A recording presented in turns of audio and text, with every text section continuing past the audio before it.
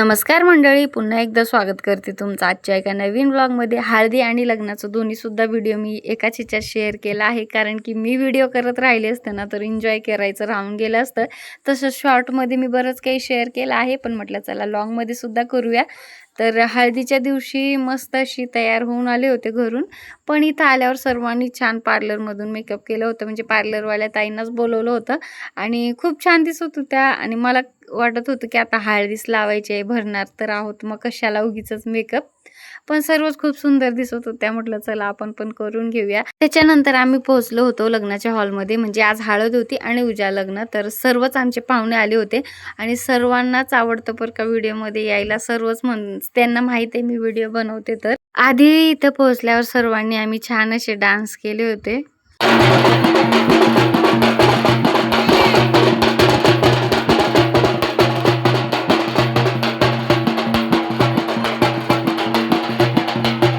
आणि मला सुद्धा खूप आवडतं त्यांच्यासोबत एन्जॉय करायला, आणि मी जर व्हिडिओज करत बसली असते ना तर मग माझं सगळं एन्जॉय करायचं राहून गेलं असतं, म्हणून मी छोट्या छोट्या क्लिप्स घेतल्यात, त्याच तुमच्यासोबत शेअर करत आहे। मी तिकडे डान्स करत होते तोपर्यंत माझी माहीदुरू आणि इथं दोघींनी जेवण करून घेतलं, आणि मग इथं नवरी नवरदेवला स्टेजवर घेऊन जायचं होतं। हळद माझ्या हातात दिली होती, मला खरंच खूप छान वाटत होतं बरं का। नवरी नवरदेवला असं माझ्यासोबत घेऊन जाताना मला खूप स्पेशल फील होत होतं। माझी बहीण आहे ती, आणि काकाची मुलगी आहे, पण असं कधीच आम्हाला वाटत नाही की आम्ही चुलत आहोत की काय, असं सख्खेच आहो असं समजतो आम्ही बरं का।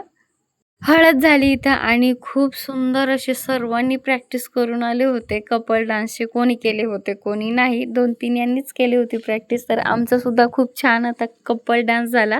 माही सुद्धा 1 महिन्यापासून डान्सची प्रॅक्टिस करत होती, तिने सुद्धा 2-3 डान्स खूप सुंदर असे केले होते बरं का। आता ज्याला डान्स येत नाही बरं का तसं होतं, म्हणजे कोणाच्या नवऱ्याला येते तर बायकोला येत नाही, आणि बायकोला येते तर नवऱ्याला येत नाही, असं झालं होतं। पण हे पहा, आमची नवरी खूप सुंदर असा डान्स करत आहे, आणि जाऊबाई बापू आमचे पहा तिला फॉलो करत आहे। असंच आयुष्यभर फॉलो करत राहा तर सुखात राहताल, असंच मी सांगेल त्यांना। आता हा हळदीचा कार्यक्रम संपायला ना 1:30-2 वाजले होते, आणि रात्री आमच्यासाठी खाण्यासाठी रेस्ट हाऊसमध्ये आमची सोय केली होती। सकाळी पटापट आवरून आम्ही तयार झालो होतो, आणि भूक लागली होती, म्हटलं तिथं झाल्यावर आता नाश्ताही संपला असेल, कारण की वेळ झाला होता आम्हाला जायला, म्हणून तिथंच आम्ही नाश्ता मागून घेतला। छान असं तयार होऊन आम्ही गेलो, आणि तिथं गेल्यावर पुन्हा आम्हाला चेंज करायचं होतं। आता आम्हाला जायला झाला होता वेळ, म्हणून सर्वात लास्टला मेकअपसाठी आमचाच नंबर लागला होता, दोघी भाऊजाईचा आणि नंदेचा। दोघींचा मेकअप होईपर्यंत इथं अर्धं लग्न लागलं होतं। म्हटलं आता थोड्या वेळ थांबलो असतो ना सगळं झालं होतं। माझ्यासोबतच हमेशा असं का होतं काय माहित। आता मेकअप करायच्या गडबडमध्ये गळ्यातलं सुद्धा घालायचं विसरून गेले, म्हटलं आता असू द्या, घालायला गेलं ना तर सगळे केस हेअरस्टाईल माझी खराब होणार। तर नवरीसाठी हे सगळं सामान संसार घेऊन दिलेला। खूप सुंदर भांडे होते बरं का, तिथं गेल्यावर पाहिले। आता वरती तर थोडेसेच ठेवले आहेत, म्हणजे भरपूर असे भांडे वगैरे दिले आहेत, एकदम जाड असे।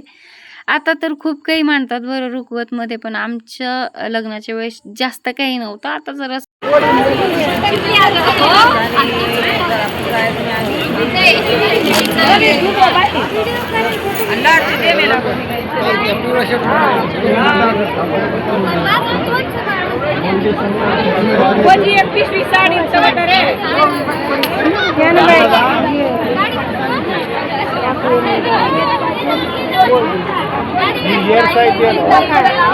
आम्ही सर्व बहिणी आता एकत्र आलो ना खूप एन्जॉय करतो, आणि बऱ्याच दिवसानंतर आम्ही भेटलो होतो, म्हणजे वर्षातून एखाद्या वेळेसच भेट होते सर्वांसोबत। तर छान असा फोटो घेतला। समोर बघा, समोर दादा, समोर। ओके, स्माइल, चलो, ओके ओके, डन। आणि आमच्या दोघांचे सुद्धा फोटो घेतले, आणि आम्ही निवांत झालो होतो जेवण्यासाठी। आता सर्वांनी नंबर लावले होते तिकडे फोटो काढायला, तर जेवण वगैरे करून घेतलं। आणि पहा, सप्तपदीची रांगोळी तर खूपच जास्त आवडली, कारण की 7 वचन लिहिले होते। देव बाप्पा कान खडा राहिला,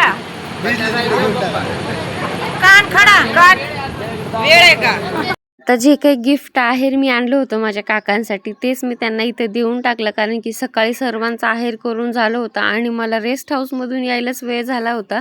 बसलो होतो आम्ही सगळे आणि म्हटलं चला इथंच आपण आहेर करून टाकूया. आणि तिकडे त्यांचे फेरे ते सुरू होतं आणि त्यानंतर दोघांसाठी छान असं जेवायची तयारी केली होती. नवरीसोबत मला सुद्धा कलवरी जायचं होतं म्हणून मी सुद्धा माझी बॅग वगैरे सर्व काही भरून घेतलं. प्रत्येक मुलगी आणि आईवडील यांच्या आयुष्यातला हा खरंच खूप कठीण क्षण असतो बरं का. आम्ही सुद्धा खूप जास्त रडलो, सगळेच रडत होते. त्यानंतर आम्ही निघालो होतो. खूप वेळ झाला होता जायला, 4 तरी तास लागतात.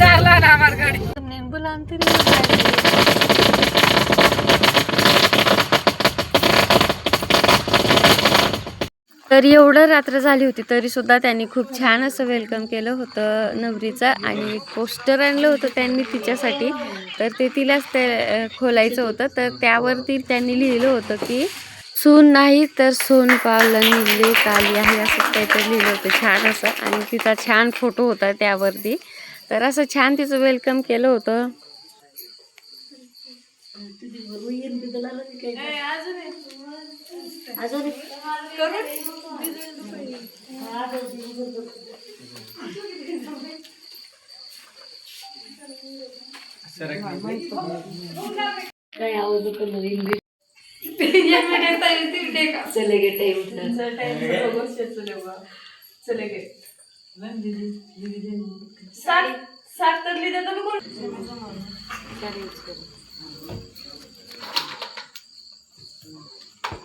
साडी पकड बाई कुटुंबाला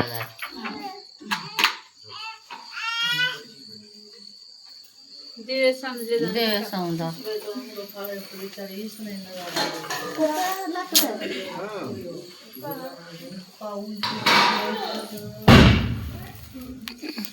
तर चला एवढंच आजच्या व्लॉगमध्ये. आवडल्यास तर लाईक आणि सबस्क्राईब करायला विसरू नका. बाय, भेटूया पुढच्या व्लॉगमध्ये.